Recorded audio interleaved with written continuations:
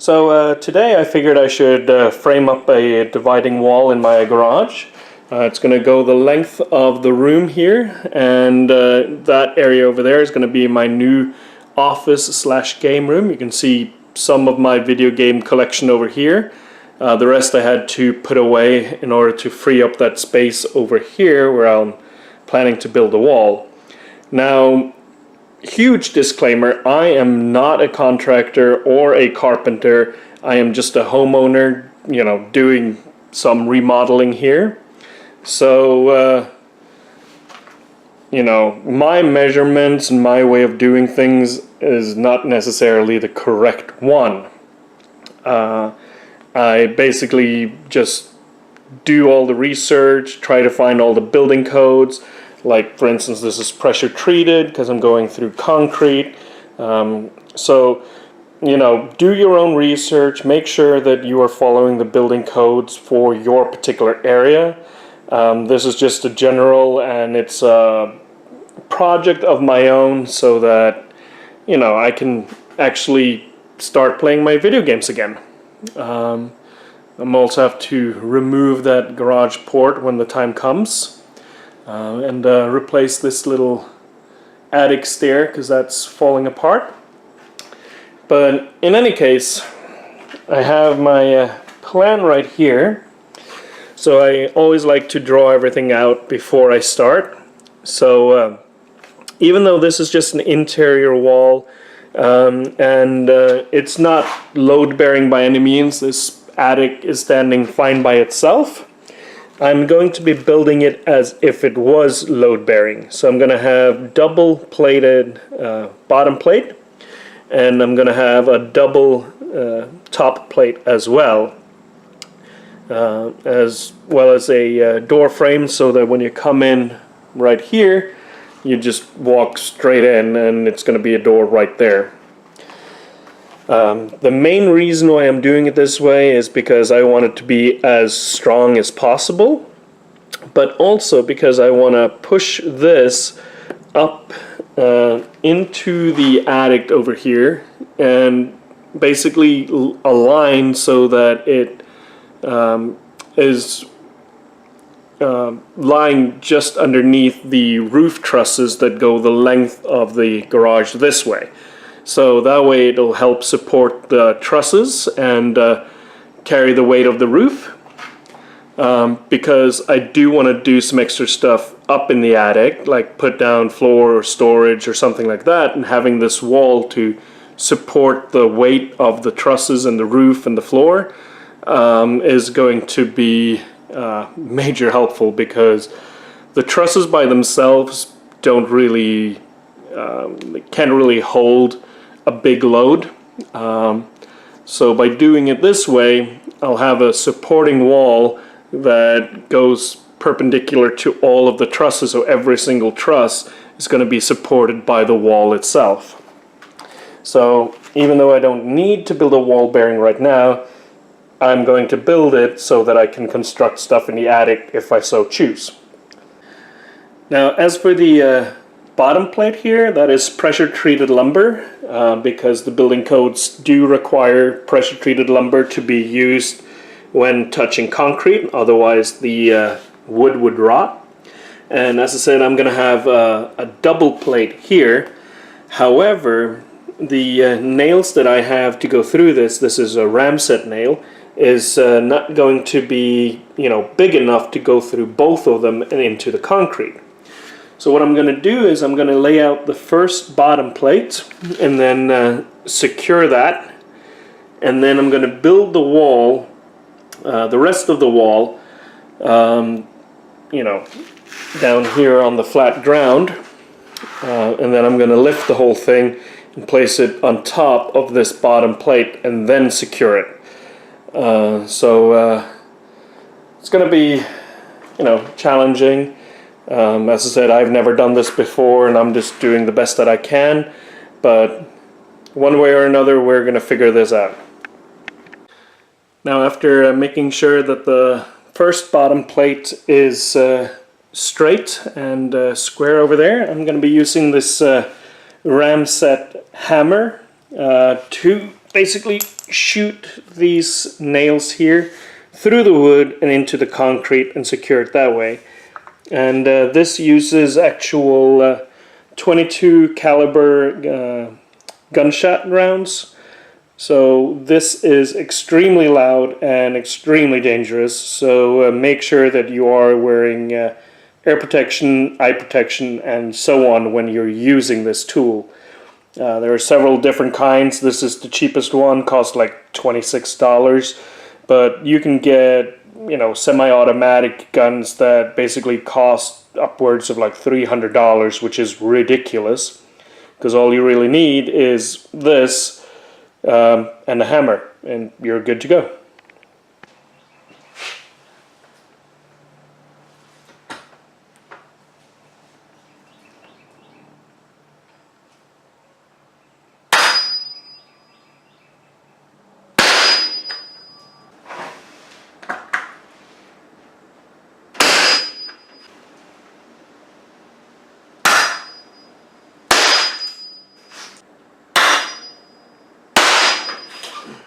So that is the bottom plate now in place. You can see here where I joined the two plates here, but this is going to be the opening of the door, so it doesn't matter, and that's also why there's no fasteners right there, because, as I said, the door is going to be right there. And I've never used these before, but you can see here that it is standing proud of the wood. So the next 2x4 that I'm going to lay on top of these, I'll just hollow out a tiny little piece that you know, will then sit on top of that. So that's going to be the next step, figuring out that. But also, now that I have the bottom plate, I can figure out where in the ceiling the top plate is going to go, because I need to remove that part of the ceiling to expose the trusses, because if I build a wall like from here to the ceiling, then you're going to have the drywall, the plaster, and so on, and I want the wall to actually physically go all the way up into the trusses. So I need to figure out where that is. Well, I've just been upstairs here and basically cutting through everything, and let me tell you, Florida, it's a hot place. Right now there's I would say 90 plus degrees outside, which means up there most likely over the hundreds, but you know, managed to make a wall or hole in the roof so that now I can measure the distance from the top here of the plate up to the bottom of those trusses, so that I know exactly the height I need to work with. And it's not the most clean job ever, but you know, I'm learning as I go pretty much. Now, as I said, the next bottom plate is going to go on top of this, so I need to make some indentations for these nails here. And the way I'm going to do that is very easy and crude. I've laid the next bottom plate just atop of the old one, and I'm just going to give it some knocks with a hammer and mark the locations of those nails, and then use a drill and cut out a little hole there. And just like that, I now know where to drill to make those little cutouts for that. So here's a neat little trick that I discovered online while researching how to do this. Since I'm going to have two bottom plates and then two top plates, the best way to figure out the stud length is just to lay them all on top of each other like this, and then measure from the top of that all the way up to those trusses there. And then I'm going to take the lowest or shortest height and build a wall with that in mind. That way I can build everything over here and then flip it into place over here, where it'll slide right underneath the ceiling, since I'm building with the lowest point in mind. Now, in order to figure out the stud locations, I've cut all the top plates and the bottom plates to size, and I'm gonna have insulation here, so got a little spacer here to separate where this wall will be coming out. And then we got the first stud, that's its location, and then the next are going to be 16 inches on center, and what that means is I'll have to start and measure from this point going out, and then every 16 inch that's going to be the center of the next stud, which means I'll have to go back a little bit in order to mark the side of the stud. I'll make that a little clearer, but once I mark those locations, I'll then transfer it to all of the plates, so that every single one of them are going to be parallel and square. So here you can see the 16 inches from the first stud. So I'm not going to be marking this place. Instead, this is where the center of the stud needs to go, and each stud is 1.5 inch, which means I'll have to go back 3/4, which is right here. So that is going to be my mark. And now that I take a stud and locate that here, it's actually going to go in between, like this area here. So this is where the stud will end up being, and then the center is going to be right there on 16. So I'll go and measure all of this, and then come back after that.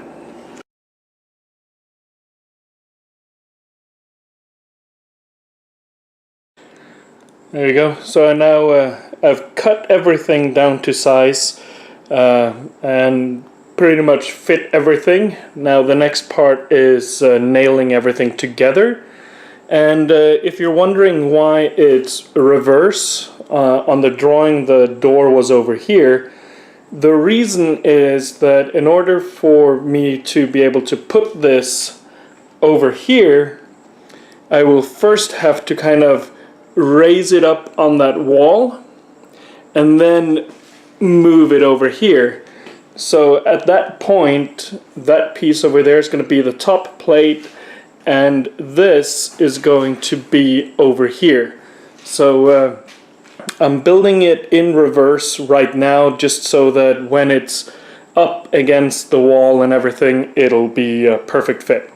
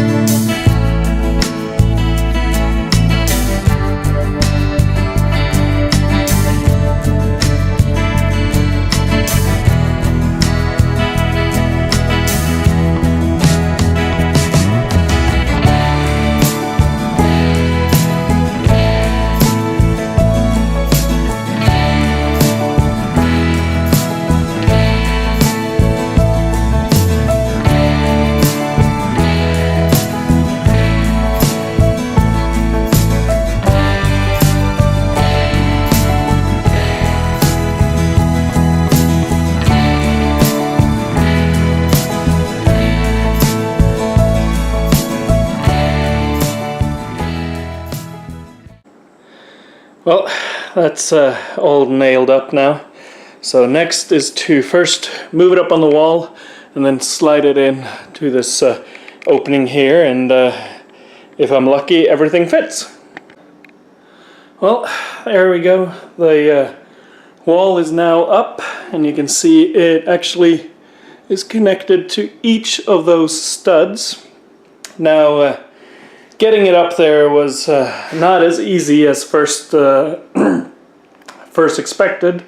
I needed to get some help from my neighbor, and we came to the conclusion that we needed to remove the top plate, the very top plate, and then stand it up, and then once we got it in place, then take the top plate and slide that in, secure it from the top and bottom, and then secure that again to the trusses. So now, if you, this is sturdy as all get out. So that's the framing of the wall done. And just to show you here, so you'll come in that door and walk straight in here. So framing done, on to the next project.